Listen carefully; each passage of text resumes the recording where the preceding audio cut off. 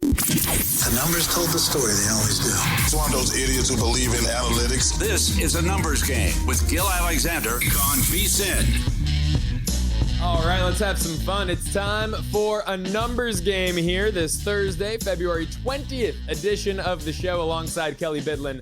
I'm Joe Serralo taking you through your morning. We've got a couple great guests coming on the show later on. VSiN's own Zach Cohen going to break down a locked and loaded NBA slate as the rest of the association returns to action. We had the makeup game last night, Charlotte Lakers. We'll dive into that just momentarily here, Kelly. And then Mike Somich going to join the program here in a little bit as well. Hour 2, we'll break down USA versus Canada tonight and more with Mike here on the show. Kelly, how you doing, my man? And how did you enjoy that little, we'll call it the appetizer to tonight's NBA slate?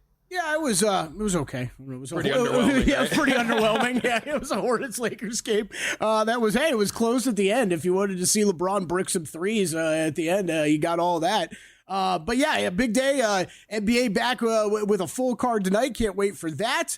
Got to take my little mental vacation from late night NBA is off. Now it's time for some long nights again and this hockey game, man. Yeah, I don't think we've ever had such a long stretch of our best bets at the end where you just don't really have a best bet that often. I mean, but you know what though? It's important to do that as opposed to forcing it, right? Oh yeah. Like when your niche and your specialty is not in action, that would be like me betting on golf. Mm-hmm. There's just no need to force it. Instead, I just might take Dave's advice from the end of VSiN by the books, where he sounded like he took a long shot on the Italian. I don't know who the Italian was. Manassero, yep. There And you I was going to text you yesterday. I mean, like you could go Francesco Molinari and grab one of the. Is Molinari in Mexico? Yeah, he's in the field. Okay. Yeah, you could actually get a major champion who's Italian in the field. Because he was when I was looking at the leaderboard on DraftKings yesterday, I did not see his name. I either missed it or he was way down there. Way down, Joe. Yeah, way down. Keep scrolling.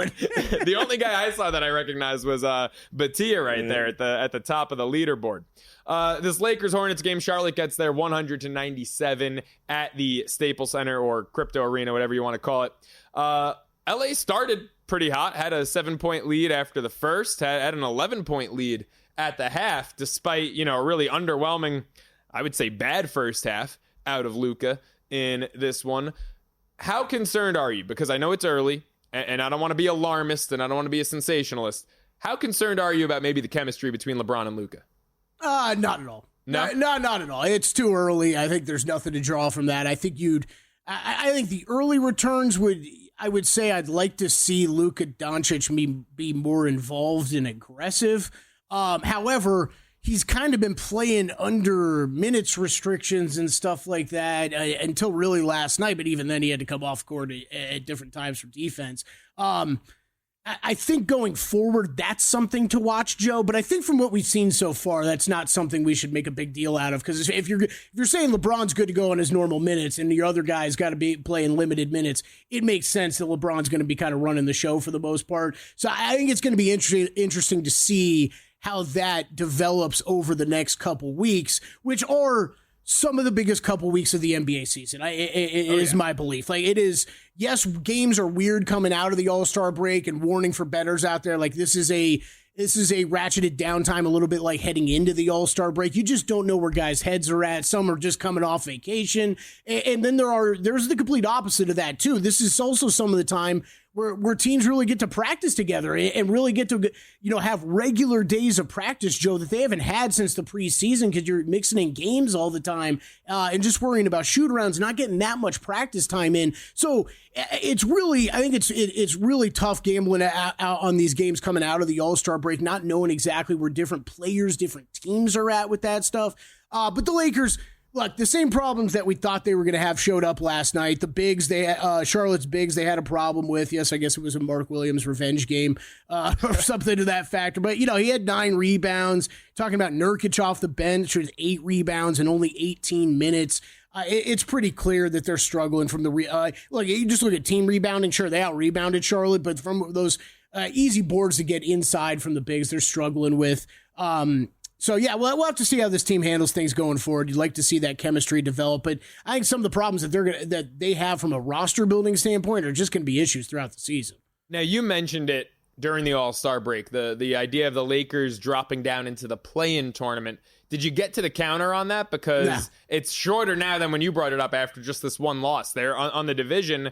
Where is it? The Clippers were, I believe, plus 280 to win the division. Now plus 240. And then for the Lakers to make the play-in, that was, I believe, closer to 3-1, now closer to 2-1, just after one game. Yeah, it's a bad loss to Charlotte. I mean, this is a Charlotte team that is... especially at home. Yeah, at home, losing to one of the worst teams in the NBA. I mean, it is like Charlotte's healthier. This was a team I was a little bit higher on than most at the beginning of the season when they were healthy, but you did see basically their full complement of weapons last night. LaMelo Ball was back out there with Bridges. You had Mark Williams in the lineup after it looked like they were going to lose him. So this is one of the stronger Charlotte lineups that you're going to face during the season. I'll tell you, switching over to the college hoop side of things last night quickly, that Alabama-Missouri game, I don't know how locked into that you were. I watched most of the first half. Alabama puts up 98 points, loses by double digits. Yeah. This team's defense, they're a team, and look, I've said it on this program before, I've said it on my show on Cashing Out before.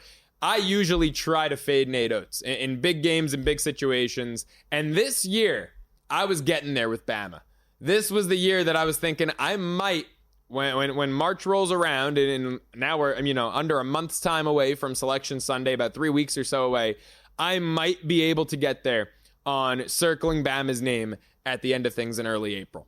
No shot with their defense. I mean, they can score with anyone. 98 points. You should never lose a college basketball game in regulation when you score 98 points, let alone to lose it by double digits. I mean, at the end of things, Missouri was getting up more shots in volume than Bama was for the most part earlier in the game. By the end of things, Bama ended up getting more shots. That's what they do. They shoot in volume. They average about 9 more field goal attempts per game than their opponent. Missouri shot over 60% from the floor, though. I mean, the efficiency was off the charts. And free throws, I mentioned yesterday during the show how both of these teams get to the line better than anyone in the SEC, about 27 times per game. Bama got there 21 times. Mizzou got there 47 times. You allowed damn near 50 free throw attempts, and they only shot about 2/3. Bama shot at a much higher clip from the free throw line. You can't let someone get to the line that much, though. Oh, my gosh. Yeah. 47-21. That's the difference in the game right there. A 12-point loss for Bama. We fell for the trap. It was a bit of a fishy line, a team like Alabama being an underdog in that spot, and they were so good as underdogs this year, 4-0 against the number as dogs, 3-0 against the number coming off a straight-up loss at the time. Everything seemed a little fishy about that. I thought Bama would have too much offensively. I'll tell you the truth, though, Kelly. If we go back in time and you tell me before the game, hey, Joe, Alabama's going to score 98 points in this one, in regulation, are you taking them? I'd have said yes. Yeah. Even an atrocious defense, I thought would be better than allowing 110 in a college. Yeah, total set at 173.5. Yeah, you're saying, yeah, I'll take 98 points, no problem. Right, absolutely. Kentucky, I don't know where that one closed because there was some line movement there, but JVT came on, said if it got to 3.5, he would take it. And whether you got 3.5, whether you got 5.5, 82-61 the final. It was a neck and neck first half, 41-40 Kentucky, and then in the second half they put up 41. Vandy only put up 21. A little reminiscent there of the A&M Mississippi State game from the night before, where it's a 1-point game at the break, and then the home team just absolutely blows the away team out of the water. Second half, more SEC action. Auburn wins, doesn't cover. And, we were talking about that number against Arkansas yesterday. It was, it got up to 17 points, a massive number. They win by 7, so Coach Cal's Razorbacks cover. And then St. John's, a game that I was afraid to get there. I believe Jim Root gave it out yesterday. The Johnny's minus 12.5, and I thought it was a big number. Road spot coming off a big win against Creighton, emotional win over the weekend. Well, Patino's Johnny's just absolutely blew DePaul out, 82-58. The top 10 St. John's Red Storm just keep on winning, 14-2 in Big East play. Kelly, any inclination to take this team come March? Man, they have to look good. The couple times I've seen them, and I watched a little bit of that game last night, too, they were looking dang good. So it is, something I could be interested in. And like you said, the Patino speeches fire me up. So yeah, those speeches were incredible. And, look, I know that there's no secret. St. John's offensively a little challenged, right? 29% from 3, at least before that DePaul game. But we did mention it yesterday. There have been 2 teams in the last 15 years to make the Final Four shooting less than 33% from 3. and they were 2 Rick Pitino-led Louisville teams. Yeah, I mean, like, that's the I forgot about that stat from yesterday. In today's world of basketball, either at the college or NBA level, I don't know if I could back a team shooting that. 29% from 3. 29% from 3. I really don't think I can. Look, a lot of this has to do with the draw. They are plus 650 to make the Final Four. So that is, I mean, that's the criteria for that Pitino thing. So the other one is you have to go through all these team schedules and everything throughout the year, right? And it's I think they're probably a good example of how much of your regular season schedule was going to be that much lighter than what you're facing in the NCAA tournament, right? And while you might say, Kelly, everybody faces a tougher schedule in the NCAA tournament. Well, I don't like the SEC teams might not agree with that, right. or whatever they've played throughout conference play is pretty comparable to what they're going to get the first, few rounds of the NCAA tournament. That might not exactly be the case with St. John. So you might be able to live on shooting 29% from 3 for most of the regular season. As soon as you get down in a game in the NCAA tournament, though, and you need points, that becomes a problem. You know what really stands out when I look at the St. John's team's resume, though? And I know close losses are still losses, but all of their losses have been by 3 or less. All 4 of their losses. I mean, Baylor. So you're telling me one made 3 could make a difference? I'm telling you, yeah. Baylor, 1 point. Georgia, which is not a great loss, but SEC team. Yeah. 3-point loss on a neutral down at one of those preseason tournaments. Creighton by a point at Creighton. At Villanova by 2. You look at some of these wins. I mean, they blew out a really good New Mexico team by 15. Beat Kansas State, who's now beating everyone by 17. Obviously, the conference wins like UConn and Creighton and Marquette. I might be able to get there on my Johnnies plus 650 to make the Final Four the way that they've been playing. We'll dive into tonight's NBA slate. Up next, it's a numbers game. He's Kelly Bidlin. I'm Joe Serralo.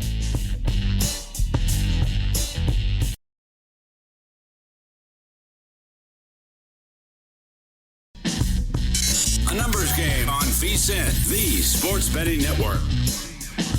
Want to know where the money is really going? Only VSiN gives you exclusive access to betting splits from Circa Sportsbook and DraftKings, 2 of the most respected books in the industry. Unlike other sources, our betting splits come straight from Circa and DraftKings, giving you insight to where the sharp action is landing. Circa is known for taking big bets from the pros, while DraftKings provides a broader market perspective.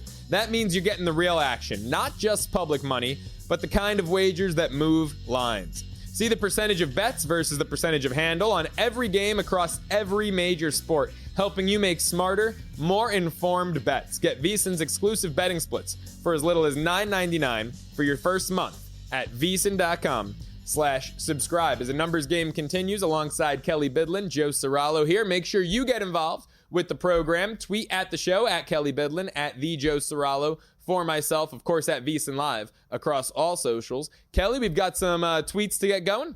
Yeah, this is a good one. Banshees of Atlantic City, always a great listener. Appreciate you tweeting this in.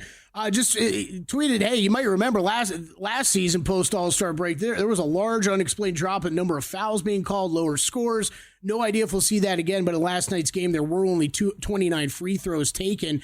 Something I'm interested to get Zach's thoughts on. I cannot imagine with the blowback the NBA got last year after it was kind of figured out that there was a change in officiating and directive to the officials to change how they were calling some games, and that kind of went unannounced to the public.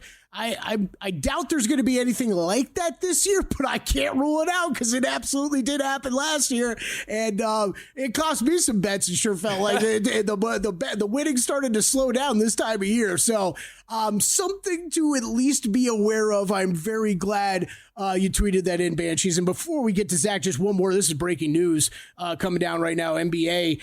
Milwaukee Bucks forward Bobby Porter suspended 25 games for violating the league's anti-drug policy. Wow. Released a lengthy statement. I haven't gotten to the end of it, but to sum it up, he basically took the wrong painkiller. So, be careful out there. Make sure you're taking when that happens. I hate when that happens, right? Never goes well for me, Kelly. Always make sure you're taking the right painkiller. That's right, yeah. Let's talk painkillers and officials calling fouls with VSiN senior editor now, Zach Cohen, on the Progressive Guest Line. Follow him on Twitter at BettingOnX. Zach, what are your thoughts about that tweet when it comes to the fouls that were called last year post All-Star break? What do you expect this year? Yeah, so I'm with Kelly. I don't think we're going to see a major change this year. I think last year, whether you liked it or not, the reason that they did change the officiating was because there was a slew of like 70-point performances from guys like Luka Doncic and Devin Booker, and people, were berating the league, like they always do, about the lack of defense being played and, the just ridiculous offensive performances. All right, Zach, I think next segment, Joe and I are going to get to the exciting game of done or not done yet when it comes to NBA awards. I'm going to bring in a team for this based off that Bobby Portis news. Milwaukee Bucks, done or not done yet? I think they're done. I just have not been a big believer in the depth of this team for a while now, and I think that losing Portis, a guy that gives you instant offense off the bench, is going to be a blow to them. I did not like the Chris Middleton trade that they made. I know that he did not look good the first portion of this season, but I do think they didn't really give him a lot of time to come back off that double ankle surgery. I think he's going to be looking a lot better in a couple of weeks and maybe next season, and I just think this is a team trending in the wrong direction in a bad way. Yeah. Zach, speaking of teams trending in the wrong direction, Philadelphia 20-34 on the year. They've got that top 6 protected pick. Some people think because of it, they might just go full tank mode now post All-Star break. They're hosting Boston, catching 7.5. They just lost to Boston by 8 not too long ago in their most recent meeting. What are you on in this contest? Yeah, they lost to it by 8 in that recent meeting, but they also beat them in Boston on Christmas Day, and that was a game in which we did see, a fully healthy Philadelphia team, and that's what we're going to have this evening. I know that Paul George has been getting injections in his leg. That's not, a great situation, but the fact that he's going to be out there with Tyrese Maxey, with Joel Embiid against the Boston team that has struggled as a road favorite this year, I like the points with Philly, and I also think there's a chance that they win this game outright. I just think that Maxey is a tough matchup for those two defensive guards for the Celtics. Obviously, those guys are very physical. They body up their players, but you have to, stay in front of Maxey, and doing that is very, very difficult. And this is also a Boston team that has struggled to defend centers this year. I can't explain why. I think, they have a really good center group in Kristaps Porzingis and Al Horford, but, I think Joel Embiid has the potential to really, play a good game and set the tone for his teammates. Yeah, I think you got some of those Celtics players getting a little old, possibly, and we're seeing that this year. Zach, I want to go to, I think, the game I'm looking forward to watching the most tonight, and that is the Memphis Grizzlies at the Indiana Pacers, where we will have the highest total of the NBA season, it looks like. A lot of movement on this morning. 249.5 is where we really saw this open up. I saw it get all the way out to 251 this morning before some buyback came back into play. We're around 249.5, 250 in this game. I know you're looking at a side, though, here. Yeah, I'm laying 2 with Memphis in this game. I just think that their defense is going to be the story in this one. This is a top 10 team in the league defensively, probably closer to top 5, honestly. And I do think that the Pacers, for as good as they have been, since December, they can struggle on the defensive end of the floor. So I'm a little bit worried about how Indiana is going to cover this Memphis team. I'm not really worried about, the other way of that. And I do think this is a game in which Ja Morant is going to light it up a little bit. I don't really think that there's a good defensive matchup for him on the Pacers. I am looking at Morant to go over his assist total in tonight's game. He has been doing a really good job as a playmaker lately. And like I said, I'm high on this Pacers team, but certain matchups are tough. This is one that I think that, Halliburton could struggle. He really does struggle against elite defenses. Zach, how about the best team in that Central Division? Cleveland going to New York, taking on Brooklyn. They're laying about 12.5, 13, depending on where you look. Coming out of the break, look, the Nets, we talked about Philly and how they're trending in the wrong direction. This is a team that should have been tanking, in a lot of people's estimation, from the start of the year.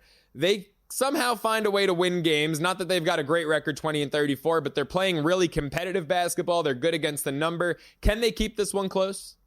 I think they are. I got it at 13.5, but I would play it at 12.5. I think this is a really tough spot for Cleveland. They're playing without Dean Wade tonight. Ty Jerome is questionable. And then you have those 3 All-Stars coming back over from California, having to go back to the Brooklyn after, a shorter break than most teams got, playing against a Nets team that has, won and covered in 6 of their last 7 games. I just think this is a really difficult spot for a Cleveland team that was probably looking for a really easy game coming off the break. And while this does look like an easy game on paper, I do think the Nets team has proven to be competitive all year long.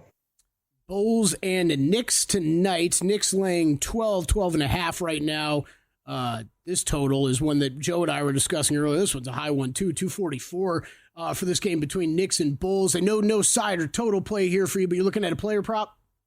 Yeah, I'm playing Matas Buzelis over 17.5 points, rebounds, and assists in this game. I just really like, the uptick in playing time he's gotten lately. He's played at least 26 minutes in 6 of his last 7 games, and the only reason he didn't play 26 in that 7th game is that they lost by like 1,000 in that game against the Pistons. I think that he is going to get a healthy amount of playing time in this game. He's confident as a scorer right now, and I think he can chip in, enough rebounds and assists to get this thing over. It's a very low total for a player that's playing, a good amount of playing time. Zach, how about this recent Bobby Portis news? The Clippers laying 2 to 2.5 in Milwaukee. Are you going to jump on the Clippers? I'm thinking about it. I was actually leaning Clippers in that game. I need to look into it a little bit more. I do think that there's a good chance I will end up playing Los Angeles in that one. I just love the way that the Clippers defend, and I think that this Bucks team can be, pretty disastrous offensively when Lillard's not hitting shots. Zach, do you think this news got out a little early to some people? Is that why we've seen the movement in this game? I was looking hard at the Clippers, too, when they were catching 1.5 points. Now we've moved all the way to Clippers, too, which I thought was especially odd after we saw Giannis practice yesterday, and it looked like he was maybe trending upwards toward play. I'm wondering if maybe some of this news got out here about Bobby Portis, because I'm with you. This might actually bring me to a play on the Clippers. I don't necessarily love the idea of laying points, but especially if there's a chance Giannis doesn't go, this is a great number, because it's going to fly up from there if Giannis somehow gets ruled out. Yeah, I'm guessing that's the case. And obviously, if Portis had time to release a statement, he's known about it for a little bit. So I think that people definitely do. Someone tell me next time. What the hell? Zach, any thoughts before we wrap it up on this Orlando-Atlanta game? I know Kelly likes to give me a hard time. I'm kind of high on the Hawks right now. I think the Magic have just been in an absolute free fall downward spiral. And, Atlanta had their own little free fall, losing 8 in a row. But since then, they've won 4 out of 6. Even in their 2 losses in those 6, they were both by a point. Atlanta put up 125 or more in each of those games. Orlando stinks on the road. I think it's a good spot to take Atlanta money line. What are your thoughts on that contest? Honestly, I was looking to Orlando hoping that this would be the spot in which Jalen Suggs would return, but seeing him on that injury report makes me want to stay off completely. And if I were to take anything, I'd be with you and I'd back the Hawks. I think that once we see Suggs back for Orlando, that team is going to start to look again like a top 5 team in the Eastern Conference. So I'm not too worried about them longer term, but I do not know when he's coming back. Yeah, I feel the same way as you, Zach, but I got to see it a little bit first because it's been ugly. Favorite futures bet if you had to make one right now, Zach Cohen? Honestly, I'd go back to DeAndre Hunter's 6th man of the year because he did come off the bench for Cleveland last game. I think a lot of people were worried about him starting the rest of the season for the Cavaliers. He has been the best 6th man in the league this season. So if he does stay in that role the rest of the way, I think he's going to win. I love it. Zach, appreciate the time, man. Thanks so much for hopping on. Thanks, guys. Make sure you follow him on Twitter at BettingOnX. Zach Cohen, VSiN senior editor. I'll tell you what, Kelly, favorite futures bet? I think I'm going to tail one of yours at the break here and place Toronto over 27.5 wins. Like it. I love it. More numbers game up next. He's Kelly Bidlin. I'm Joe Serralo.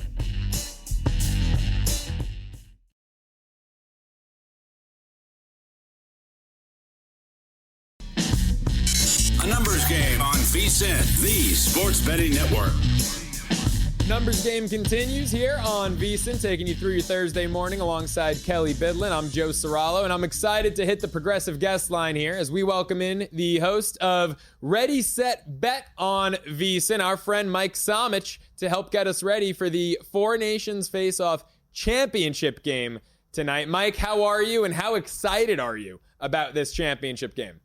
I'm doing great. On a scale of 1 to 10, I'm probably like a 9.5 for this game tonight. Okay. I cannot wait for the puck to drop, Joe. Yeah, it's going to be a fun one. Kelly and I were talking earlier during the program about how this game should look a lot different than the last game. Round robin stage, obviously you had the booing of the anthem, and Team USA had the group chat fired up about the fights and everything. Look, now you're in the championship game. And I don't think the gloves are going to get dropped early. They might if it's an appropriate situation at some point. But I think right now these teams have one thing on their mind, and that's winning. What do you think is going to be different about this game from the last meeting?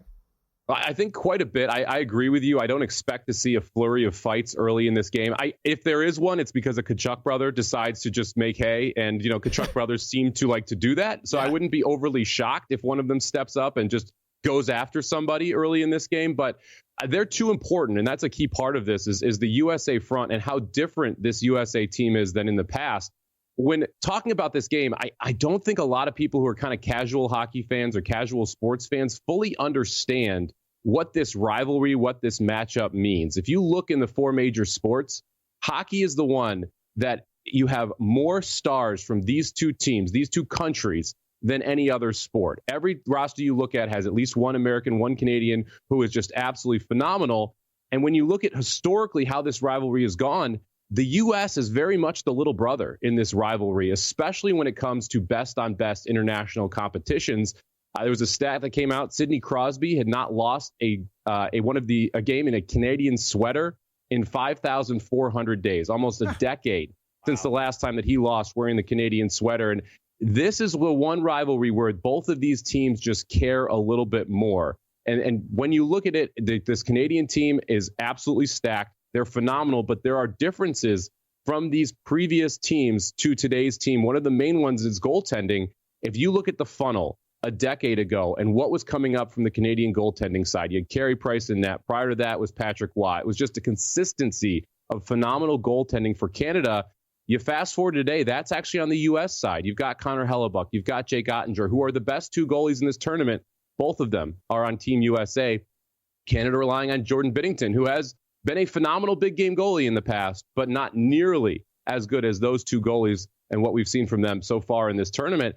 And then you fast forward over to the forward side, where historically Canada just dominant from a forward perspective. If you look at the top 10 scorers in NHL history, all 10 of the Canadians would be number one on the U.S. list. In fact, the leading U.S. scorer would be Brett Hull, who played for Team USA, but he was born in Canada, so he's not even on the list. That's Mike Modano.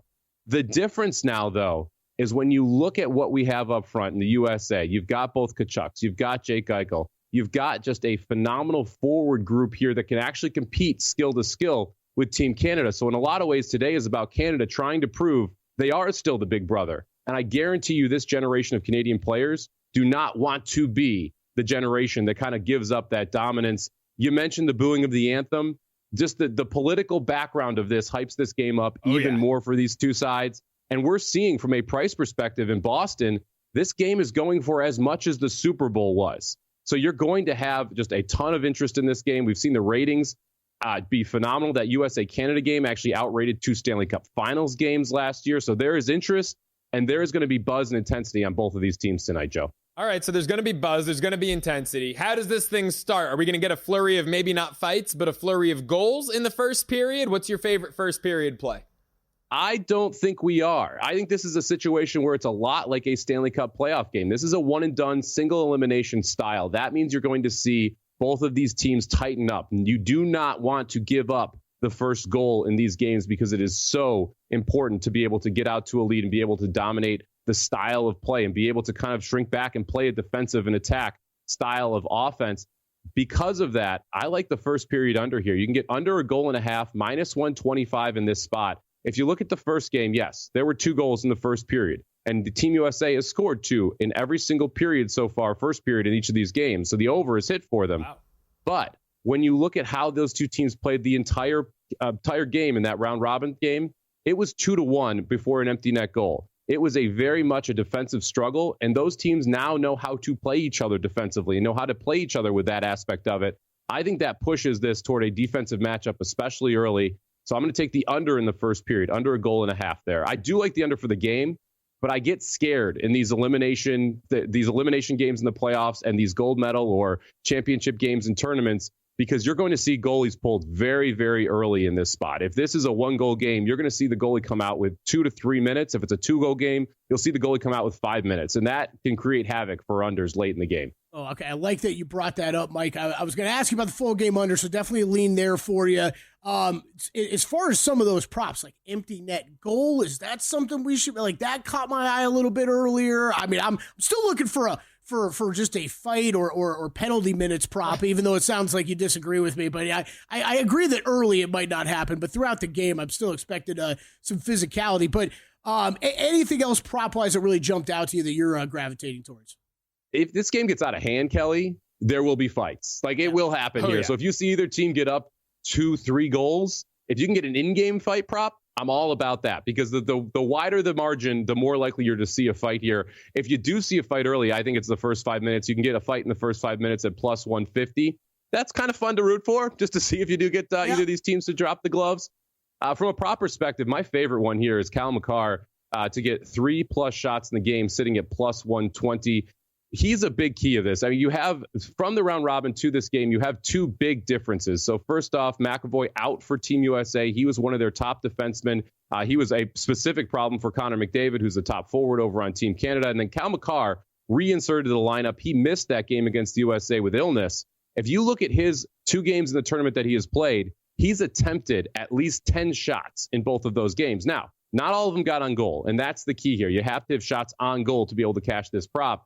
But he's had two or three shots wide, 4 shots in both games blocked. He is going to be firing the puck. The question is, are you able to get those pucks to the net? I think he's going to have some success here being able to do that. And he's also a difference maker in this Canadian offense because when you watch that game against Team USA in the first round, their real struggle was breaking out of the zone with speed, breaking through the neutral zone with speed. Cal McCarr single-handedly is able to do that, either carrying the puck or passing the puck. So I look for him to have a big game tonight if Team Canada wins. I definitely think he goes over that shot total at 3 or more at plus 120. And you can get a big number if you want to go 4 or more shots as well. So I don't hate that if you're looking for a big price.